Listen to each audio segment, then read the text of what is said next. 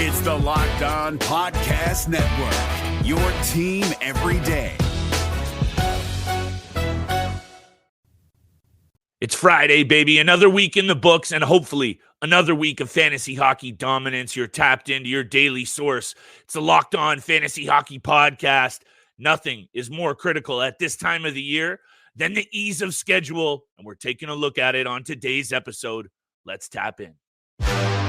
You're Locked On Fantasy Hockey, your daily podcast on fantasy hockey. Part of the Locked On Podcast Network, your team every day.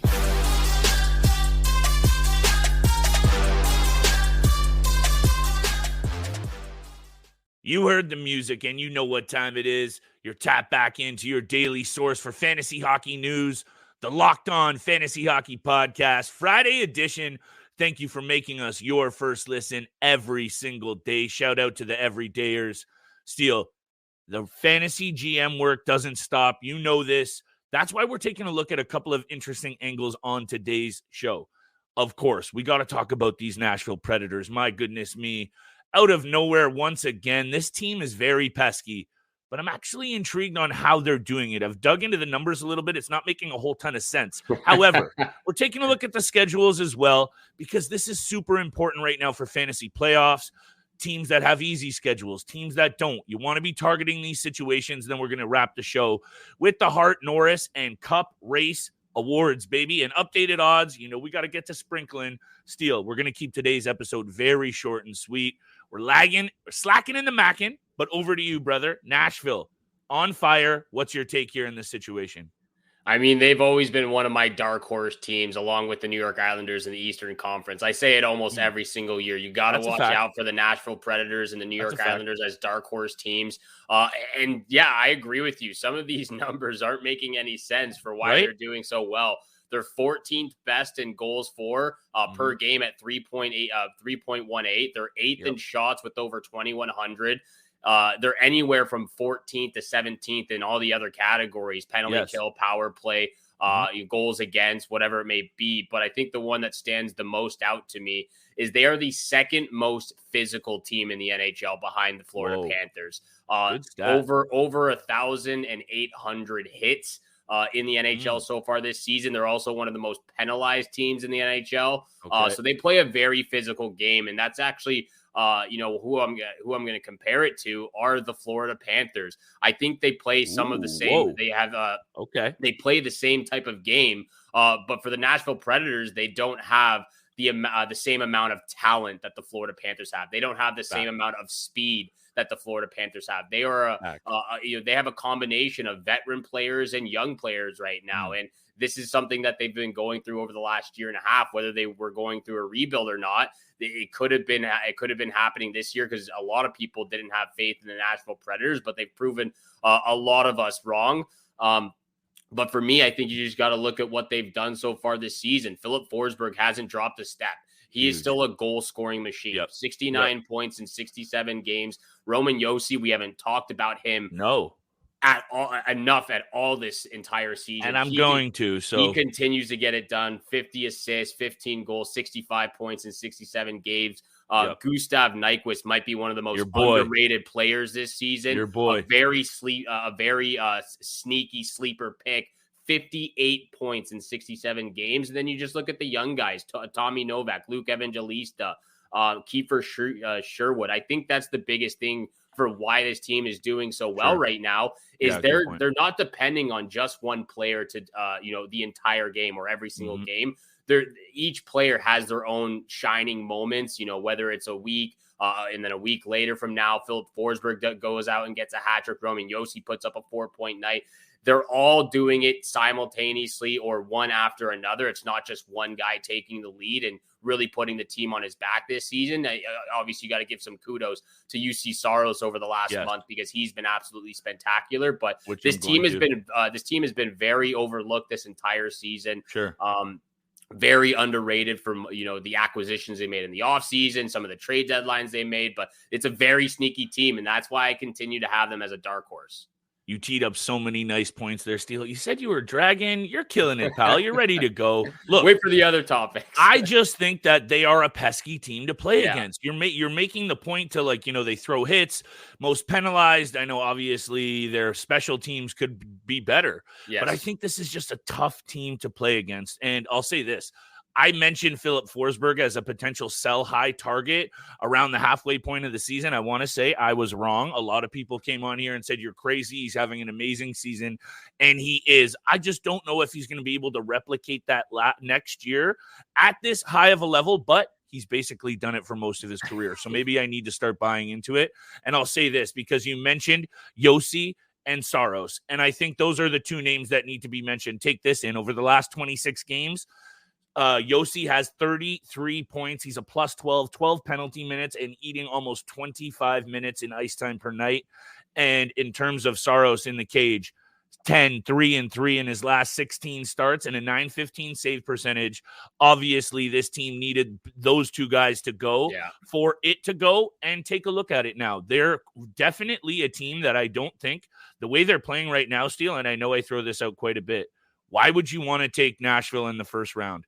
And look, they probably go up against the Canucks. Nashville in the first round. I don't know, Steele. That might be a very, very interesting series and a tough one for the Canucks to handle, especially if they're still dealing with some issues to Thatcher Demko. We're not going to go down that path. I just wanted to give the Predators credit because at 80 points right now, 3 up on the Golden Knights for that wild card spot. Hey, they definitely deserve some credit, which I think we just gave them. However, they are a pesky club that is going to be tough to play against. Very pesky club, and I think that would actually be a really good first round for the Nashville Predators against the Vancouver Canucks, because that could potentially be a round where the Vancouver Canucks fold, just like we saw last year with the Boston Bruins and the Florida Panthers in the first round. I do want to say this just to wrap it up. If you're Barry Trotz right now, the GM of the Nashville Predators, you got to be absolutely ecstatic with how this team has performed this season, as well as ecstatic about what the future holds. They have 19 draft picks in the first 4 rounds over the next 3 years.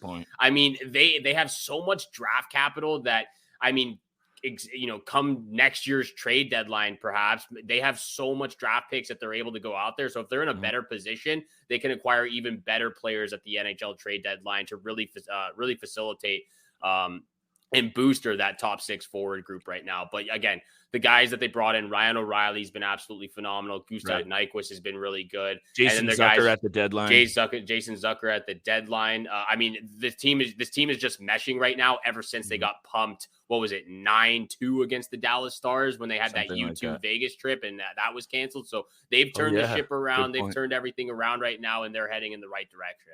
Love it. And hey, just fired up for the postseason, fired up for the rest of the episode, keeping it short and sweet once and for all, Steele. Here we go. Taking a look at the schedule because this is important for bets. It's important for how you're deploying your roster in the postseason, fantasy postseason, that is having a look at this ease of schedule, who's got a lot of good games against weak opponents and the opposite. And we're going to wrap the show. Quick odds update. Hart Trophy, Norris Trophy, Stanley Cup. Today's episode is brought to you by Robinhood. Did you know that even if you have a 401k for retirement, you can still have an IRA? Robinhood has the only IRA that gives you a 3% boost on every dollar you contribute when you subscribe to Robinhood Gold. Get this, now through April 30th, Robinhood is boosting every single dollar you transfer from the other retirement accounts with a 3% match. No cap on the 3% match. Robinhood Gold gets you the most for your retirement thanks to their IRA with a 3% match. This offer is good through April 30th. Get started at Robinhood.com/boost. Subscription fees apply. Now, for the legal info, claim as of Q1 2024, validated by Radius Global Market Research. What's up, guys? Trey Matthews of Locked On Devils here, and let me tell you about Discover Debit Cash Back. Wings for the game? Boom, cash back. New lucky jersey? Boom, cash back. Even a last-minute ice run can score you some cash back when you use your debit card. And yes, we said debit card. With Discover Cashback Debit, everyone can earn cash back on everyday purchases. Look, in sports, it's hard to predict who's taking the W, but you know what's a guaranteed win? Discover Cashback Debit. Oh, and did I mention there are no fees, period? I'm telling you, this one is a real game changer. Check out transaction eligibility and terms at discover.com/cashback. cashback debit. Discover Bank, member FDIC. And thank you so much for making the Locked On Fantasy Hockey Podcast your first listen every single day. Make sure you go check out Locked On Sports today. They've launched the first ever national sports 24/7 streaming channel, Locked On Sports Today. That is, baseball fans everywhere, mark your calendars for March 20th, 7 p.m. Eastern Standard Time for the MLB season preview coming exclusively on the Locked On Sports Today's YouTube channel on March 20th, 7 p.m. Eastern Time. Be the first to get local insight from the MLB local experts of Locked On Podcast Network. Again, find it on March 20th, 7 p.m. Eastern Standard Time on the Locked On Sports Today's 24/7 streaming channel on YouTube, or you can also find it on the free Amazon Fire TV channel app. Doing great things over there. So make sure you mark that down in your calendars because the baseball season is right around the corner. Thank you so much again for tuning in for today's episode with Flip and I. We got a few more topics to talk about. We're going to get to some Hart Norris Trophy Cup races right now. Yes, what sir. the odds updates. But first, let's take a look at some of the NHL teams with the best and worst remaining schedules for the season. This is a good topic to talk about because these are teams and players that you're going to want to be targeting over the next, the final week of the regular season in fantasy leagues, as well as heading into the playoffs for fantasy leagues as well. I think it's also an intriguing angle to look at for betting because, of course, this is hockey, it's sports, anything can happen.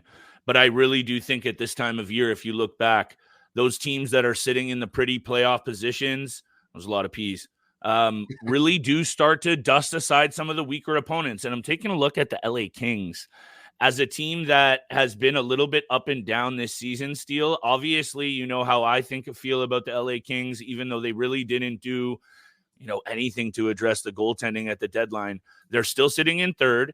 And I'm looking at this, how their schedule is lining up, one of the easiest down the stretch. And I think that's going to be huge for LA Kings fans and fantasy owners of pieces on the LA Kings who have been up and down themselves. Take this in. They've got 3 games against the Blackhawks, 2 games against the Ducks. They got the Sharks, Kraken, Wild twice, and Flames. And then when you look at the better side of it, they have the Canucks. They have the Oilers. Both of those teams allow a lot of goals. And then they have the Jets and the Stars. So I'm really looking at the LA Kings as also a team, Steele, that they can't afford to lose any games. So in terms of making the postseason, fantasy aside, I'm looking at the LA Kings as a really advantageous schedule down the stretch here. And I'd actually look for their fantasy pieces to take a bump because they should be beating most of those teams that I mentioned. Yeah, they should be. And I've also got a couple teams from the Western Conference, 2 teams, one that we just talked about and another that's fighting for a wild card spot. So I'll start with them. The St. Louis Blues also have one of the easiest schedules remaining for the season, actually the 3rd easiest remaining schedule. San Jose Sharks twice, Chicago Blackhawks, Anaheim Ducks twice, Ottawa Senators, Calgary Flames, and Seattle Kraken. Some of their harder opponents, Colorado, Dallas, Vegas, Edmonton, and Carolina. So pretty balanced there between easy and hard teams, but this is a squad right now that is continuing to have to fight for a wild card spot. So guys like Justin Falk, Colton Parayko on the back end, they fill out the peripheral stats. Even Torrey Krug, who's rostered at 28% on Yahoo, Braden Shen rostered at 32%. He fills out the peripheral stats. So your boy Jake Neighbors as well. He fills out the peripheral stats. So I think the St. Louis Blues have a pretty balanced schedule from easy to hard. And there's a lot of guys who are under 40% out there on Yahoo that you can go and target. And then the other team we just talked about, the Nashville Predators, they're absolutely rolling right now. They haven't lost a game in regulation, I believe, in the last 11 or 12. Yeah. They're 10-2 in their last 12 games. Yeah, they're playing absolutely fantastic hockey right now. And just to go back to some of their players that we just talked about, like Tommy Novak, Jeremy Lauzon, Gustav Nyquist, who remains under 45% almost the entire season. Colton Sissons, time to time, he'll pick up a couple. Evangelista has been okay.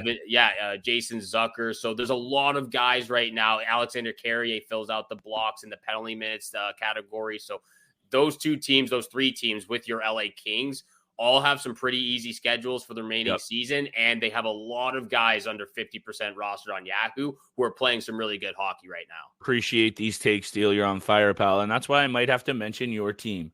Minnesota Wild have a pretty good-looking schedule down the stretch. Look, anybody who has multiple games against the Sharks, Ducks, and Blackhawks, that's where it's at. And they have three, where I'm at here. 2 against the Sharks, 2 against the Ducks, 1 against the Sens, and 1 against the Blackhawks. And then obviously better opponents in the Avs and Golden Knights, Kings, and otherwise. However, how Minnesota has been playing lately and where they're sitting, I believe they're tied. I'll bring this one back up. They're tied with the Blues with 71 points. They both have played 66 games. Mm-hmm. I know there's still that 6-point gap to close on Vegas. I just don't think it's over yet. And given how many new bodies are in the mix in Vegas and how they have been up and down, do I still think Vegas should most definitely get into the playoffs? And now with all the moves they've made, I'm even more intrigued. Of course. However, the Minnesota Wild have the schedule that's shaping up. They've been scoring a ton of goals. And if you can get a piece of some of those peripherals, that's where we're looking at. And the Minnesota Wild have that good schedule. However, Steele, there are a couple of teams that I'm a little bit concerned about. And why don't we start with the one that I think you and I not probably causes us the most grief, and it's the Toronto Maple Leafs. Yeah. And look, when you take a peek at this standings, 82 points for the Leafs. Right now it's looking like, okay, it's not too bad. 8 points up on Tampa, 10 points up on the New York Islanders, but hold the phone because the schedule down the stretch, Steele, it's not so pretty. Panthers twice, Canes twice. They get the Oilers, Flyers twice. And then you look at games like this, Washington twice, the New Jersey Devils 3 times. Those aren't exactly all walk in the park games, even on the poorer side of things, like looking at the Devils and Caps, who have been decent, really decent at times this season. I'm just a little bit wary of the Toronto Maple Leafs if they slip down into a wild card spot, and they might have to go up against the likes of perhaps the New York Rangers up top. You know what I'm saying here, Steele? Or the Florida Panthers again. I'm even more concerned. So in terms of schedules getting tough, and, Mitchie Marner is out, I'm a little bit worried about the Toronto Maple Leafs. I just had to throw that out there.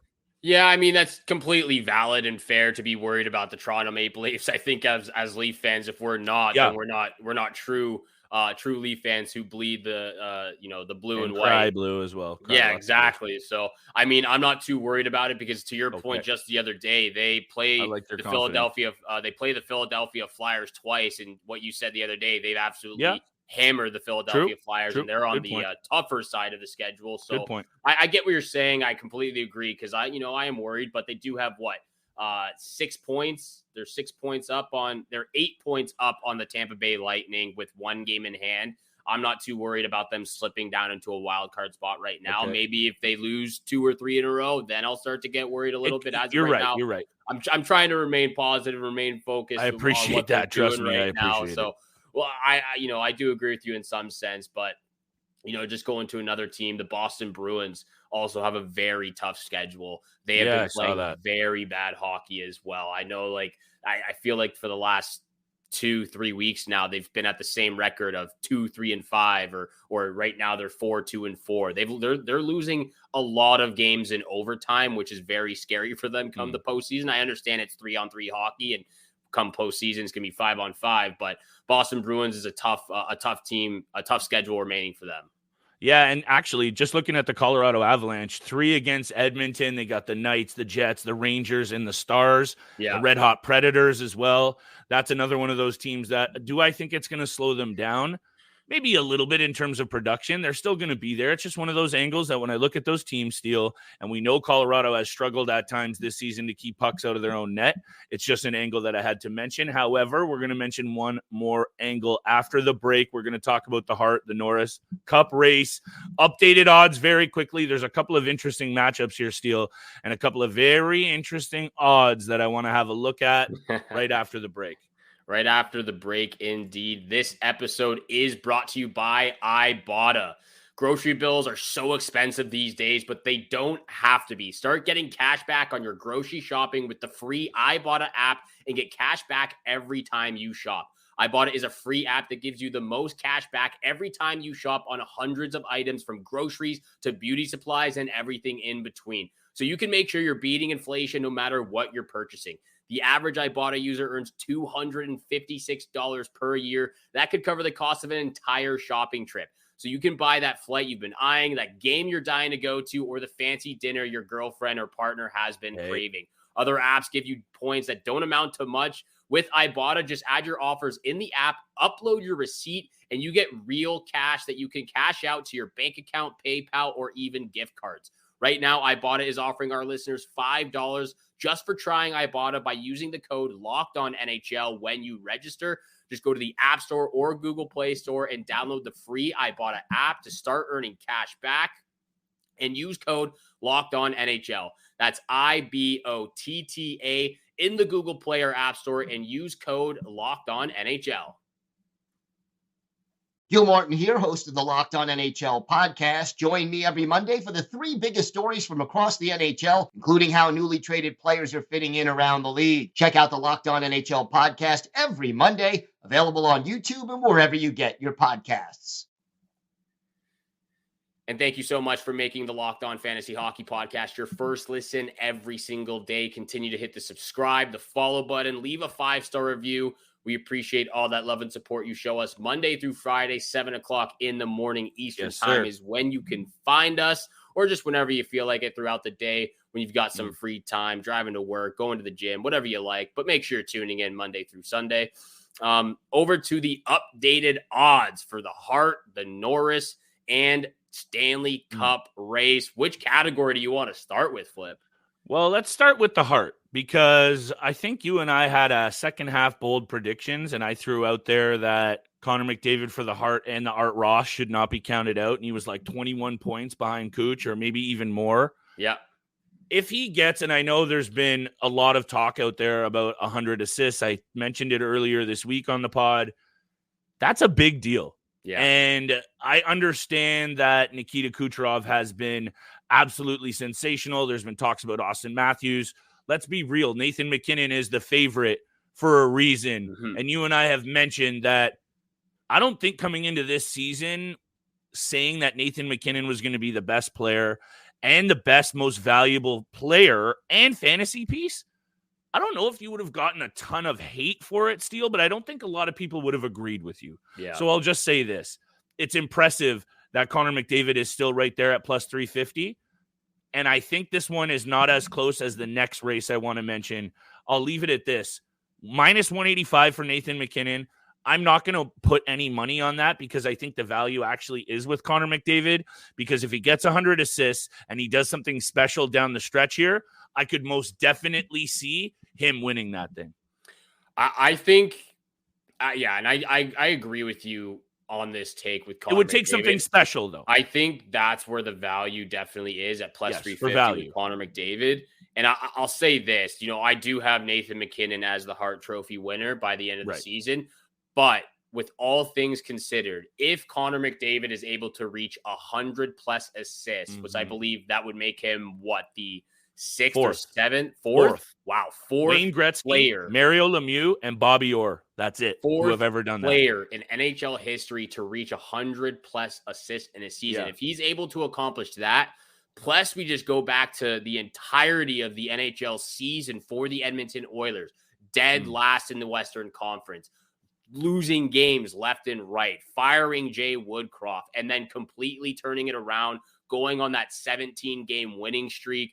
I mean, you got to take all of that into consideration and how far Connor McDavid has jumped up the standings in the point leaders category. So I think for me, if he reaches 100+ assists, it's Connor McDavid for the Hart Trophy all the way. For the Art Ross Trophy, I still think I'm going with Nathan McKinnon. I don't think Connor McDavid's going to catch him necessarily.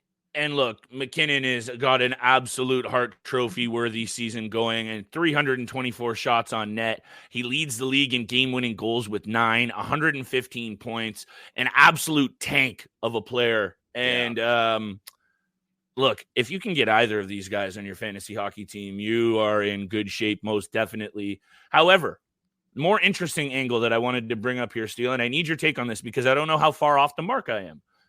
Quinn Hughes is minus 390 for the Norris. Yeah. And you look at Cale Makar at plus 300, and I just don't understand. And am I missing something here?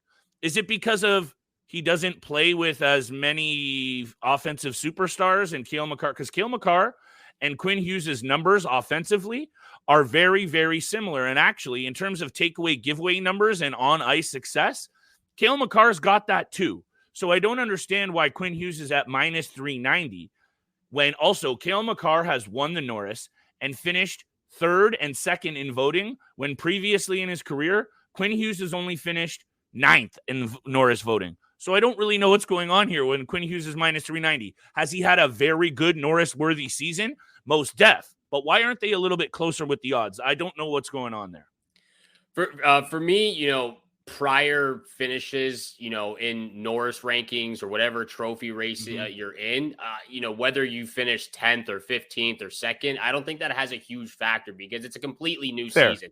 The slate has been wiped clean. You start from the beginning. I agree with you. I'm not quite sure why it's minus 390 and why there's such a big margin between Quinn Hughes, Cale Makar. I still would have Quinn Hughes as the number one, as the leader right now for the Norris Trophy, but minus 390 is absurd. I think, minus 150, maybe if you push it to minus 200, maybe I would agree with that. But minus 390 is a little bit of a stretch for me. But I do think Quinn Hughes has been the better defenseman, overall player, defenseman wise in the NHL. So 76 points, only 3 points ahead of Cale Makar, who's played 5 games less.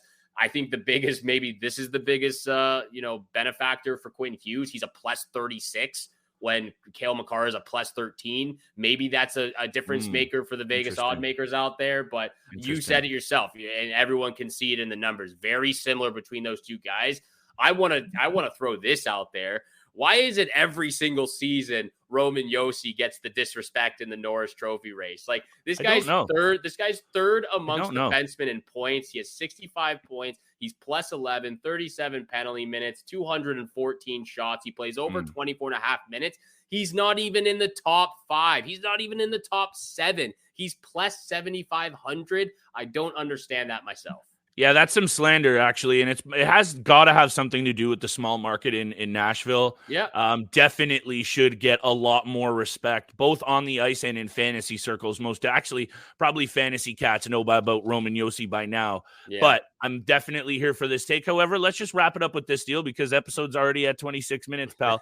I'm just going to throw this out there because to stay on point, I got one team looking in the East and one team in the West for the Stanley Cup odds. The Carolina Hurricanes at plus 800, doing what they've done at the deadline. Gensel is a big move. Getting Freddie back in there, that's a big return. Can he go on a little bit of a run at plus 800? I'm going to sprinkle out of the East. West, I'm sticking to my guns.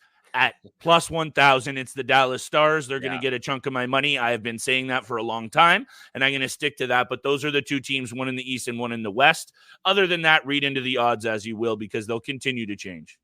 Just for myself, again, I'm standing where I've been saying all season long, plus 1,100 for the New York Rangers. I didn't think they had to make too many moves. If they could land one of those strong right wingers, that would have been great. But I love the New York Rangers. I love where this team is heading. So plus 1,100 for me. And then in the Western Conference, I think I got to go over to the Vegas Golden Knights still. I know they're still, they're holding on to a wild card spot. Hopefully they can hold on to it and actually make the postseason. But when they get Mark Stone back, when they get all of their injured players back into this lineup, they are the reigning Stanley Cup champions for a reason. Adin Hill is going to pop off once again in the postseason. So Vegas Golden Knights at plus 900 is also really juicy. Don't hate it. Don't hate any of those angles. And why not the reigning Cup champs? Adin Hill has looked sensational for the most part. I'm here for it. They just got to make the postseason steal. And then all bets are off, quote unquote, although there'll be a whole bets on as well. Exactly. Thank you so much for making the Locked On Fantasy Hockey Podcast your first listen every single day. Once again, go check out Locked On Sports Day, the first ever national sports 24/7 streaming channel on YouTube. They are here for you 24/7, covering the top sports stories of the day with local experts of Locked On, plus the national shows covering every single league. Also, make sure you mark down March 20th in your calendar for the MLB preview show. Thank you again so much for tuning in for today's episode with Flip and I. Have a great day. Enjoy your weekend out there. Good luck with all your bets tonight, and we shall see you back here again tomorrow. Peace.